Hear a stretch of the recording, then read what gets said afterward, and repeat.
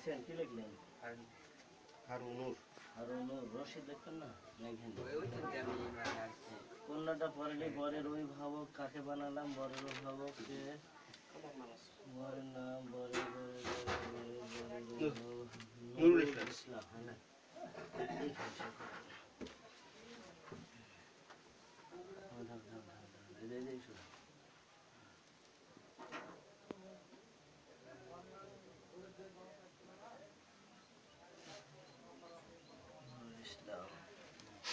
আনন্দ করে বিদায় হয়েছে কন্যা রকিব মামলা।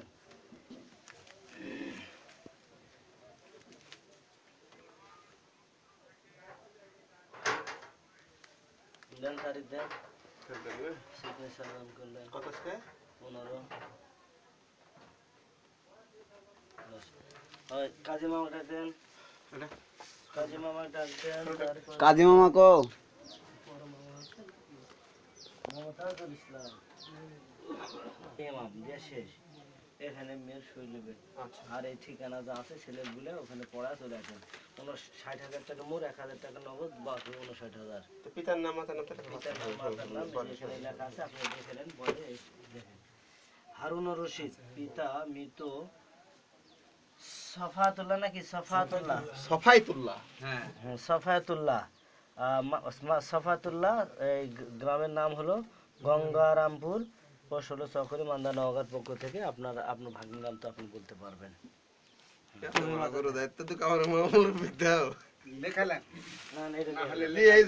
আগে সই নেবেন, আগে ভুলে যান না তো, কান্দাকাটি সিলিবিলি হবে। আগে সই নেবেন। কিসের কান্দাকাটি? কান্দা কিসের?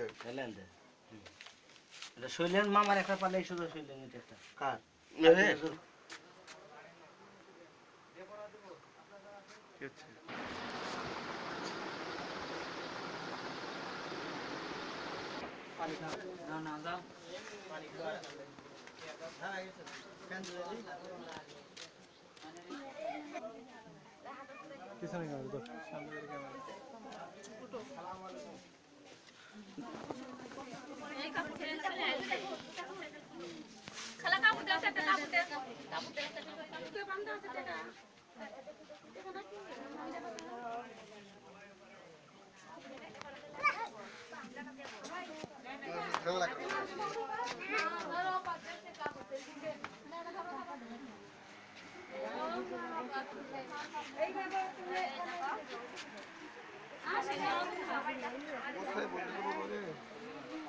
জায়গা কোন?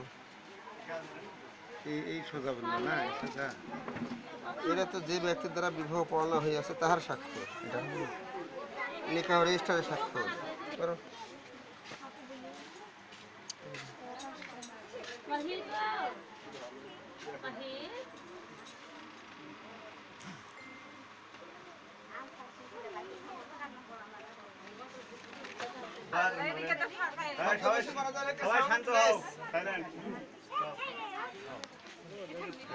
পিতা মোহাম্মদ নজরুল ইসলাম, মাতা মুসাম্মদ কারিমা খাতুন, শাকিন মুর্শিদপুর, ডাক রামগা, মান্দা, নওগাঁ।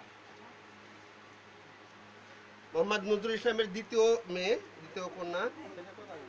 ছেলে মোহাম্মদ হারুনুর রশিদ, পিতা মৃত সেফায়েতুল্লাহ, মাতা হালিমা বেগম, গ্রাম গঙ্গারামপুর, পোস্ট চকুলি, মান্দা, নওগাঁ। ছেলে তো একটাই, একমাত্র ছেলে। ওনার পক্ষ থেকে 60,000 টাকা মোট মোহরানা, নগদ 1,000, বাকি 59,000 টাকা প্রদানে স্ত্রী হিসাবে গ্রহণ করতে ইচ্ছুক। আপনি কি তাকে স্বামী হিসাবে গ্রহণ করছেন?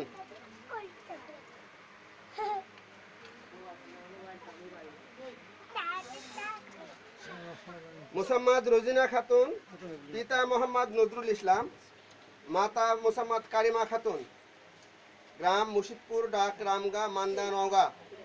মোহাম্মদ নজরুল ইসলামের দ্বিতীয় কন্যা কে? মোহাম্মদ হারুনুর রশিদ, পিতা মৃত সেফায়েতুল্লাহ, মাতা হালিমা বেগম, গ্রাম গঙ্গারামপুর, পোস্ট চকুলি, মান্দা, নওগাঁ। এর পক্ষ থেকে 60,000 টাকা মোহরানা, মোটে 1,000 টাকা নগদ, 59,000 টাকা বাকিতে স্ত্রী হিসাবে গ্রহণ করতে ইচ্ছুক। আপনি কি তাকে স্বামী হিসাবে গ্রহণ করলেন? আর লাগবে? আরেকবার বলবো? মোসাম্মদ রোজিনা খাতুন, পিতা মোহাম্মদ নজরুল ইসলাম, মাতা মোসাম্মদ কারিমা খাতুন, গ্রাম মুর্শিদপুর, ডাক রামগা, মান্দা নওগাঁ। মোহাম্মদ নজরুল ইসলামের দ্বিতীয় মেয়ে কে?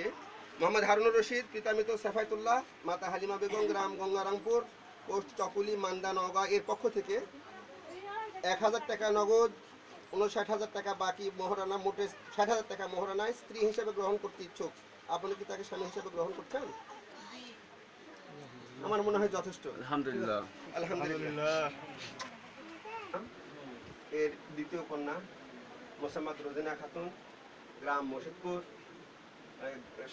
পোস্ট হচ্ছে রামগা, মান্দা নওগাঁ। কে? 60,000 টাকা মোট মোহরানা, 1000 টাকা নগদ, 59,000 টাকা বাকিতে। মোহাম্মদ হারুনুর রশিদ, পিতা মোহাম্মদ সাফায়েতুল্লাহ, গ্রাম গঙ্গারামপুর, পোস্ট চকুলি, মান্দা নওগাঁ। এর পক্ষ থেকে এত নগদে আর এত বাকিতে স্ত্রী হিসেবে গ্রহণ করতে ইচ্ছুক। হ্যাঁ, আপনি কি তাকে স্ত্রী মানে স্বামী হিসেবে গ্রহণ করছেন? সে প্রথমে রাজি হয়নি, পরবর্তীতে দুইবার আমরা হ্যাঁ শব্দ শুনছি। হ্যাঁ, আমি নিষ্কানে শুনছি। আপনার সাক্ষী আছে? জি। আপনারা শুনেছেন? নিষ্কানে শুনছেন? আচ্ছা, বসে সবাই বসে।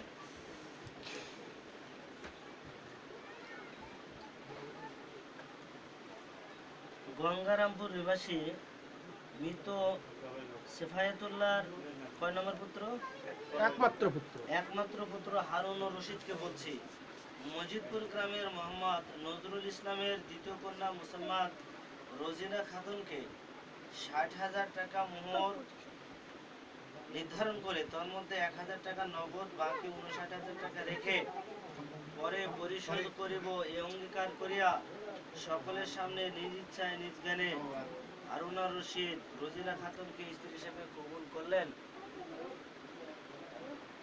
বলেন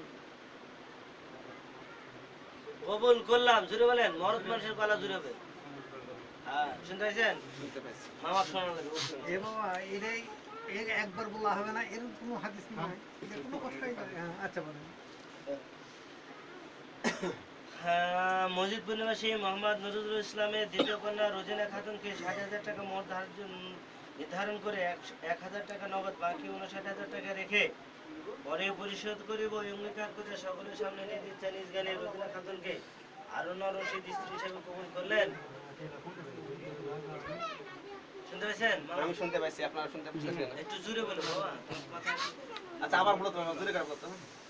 মসজিদপুর নিবাসী মোহাম্মদ নজরুল ইসলামের দ্বিতীয় কন্যা রোজিনা খাতুনকে 60,000 টাকা মোহর ধার্য করে তার মধ্যে নগদ 1000, বাকি 59,000 টাকা রেখে পরে পরিশোধ করিব এই অঙ্গীকার করিয়া সকলের সামনে নিজ ইচ্ছা নিজ জ্ঞানে ইসলামী শরীয়ত অনুসারে রোজিনা খাতুনকে স্ত্রী হিসেবে কবুল করলেন। আলহামদুলিল্লাহ। সবাই বসেন, খুতবাভাবে বসেন। মামা শুনলেন ঠিক মতন? শুনতে মনে নিলাম। نحمده ونستعينه ونستغفره ونؤمن به ونتوكل عليه نعوذ بالله من شرور أنفسنا ومن سيئات أعمالنا من يهده الله فلا مضل له ومن يضلل فلا هادي له ونشهد أن لا إله إلا الله وحده لا شريك له ونشهد أن محمدا عبده ورسوله أما بعد فإن خير الكتاب كتاب الله وخير الهدي هدي محمد صلى الله عليه وسلم وشر الأمور محدثاتها وكل محدثات بدعة وكل بدعة ضلالة وكل ضلالة في النار. فقد قال الله تعالى في كلامه المجيد فرقانه الحميد. أعوذ بالله من الشيطان الرجيم. بسم الله الرحمن الرحيم.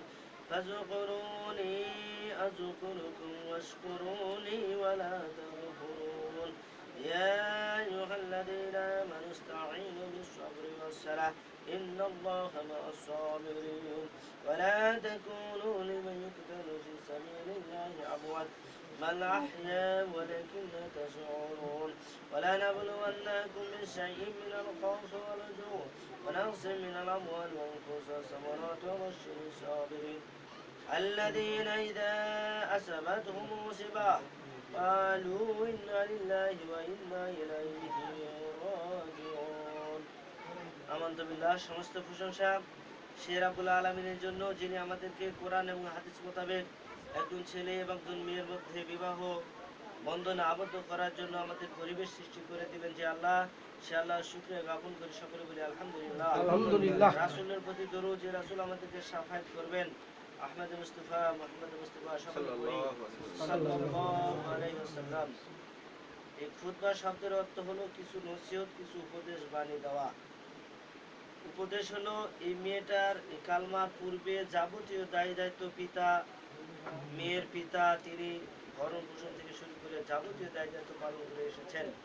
এই কালেমার বিনিময়ে ইসলামের শরীয়ত অনুসারে কোরআন হাদিস মোতাবেক এখন থেকে যাবতীয় দায়ী দায়িত্ব অধ্যাপসিদায় রাখতে হবে, ভরণ পোষণ দিতে হবে, অসুখ বিসুখ চিকিৎসা, খাওয়া পড়া থেকে শুরু করে যতদিন পর্যন্ত স্ত্রী হিসেবে পরিচয় থাকবে সমস্ত কিছু বিয়ার আপনাকে করতে হবে, আপনি করবেন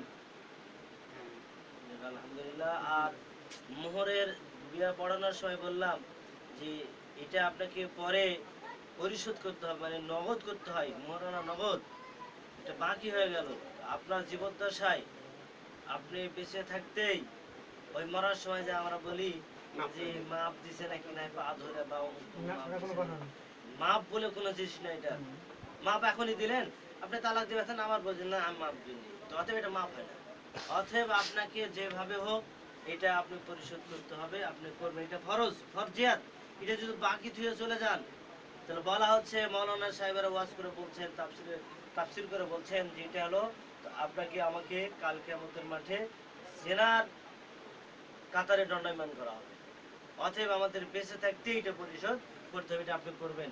আমরা দোয়া করি আল্লাহুম্মা আমিন। ربنا تقبل منا انك انت السميع العليم وتب علينا انك انت التواب الرحيم ইয়া রাব্বুল আলামিন। একজন বান্দা এবং বান্দির মধ্যে তোমার কোরআন এবং হাদিস মোতাবেক বন্ধন আবদ্ধ করে দিলাম আল্লাহ। ফরজিয়াত যেটা সেটাই বাকি রয়ে গেল আল্লাহ।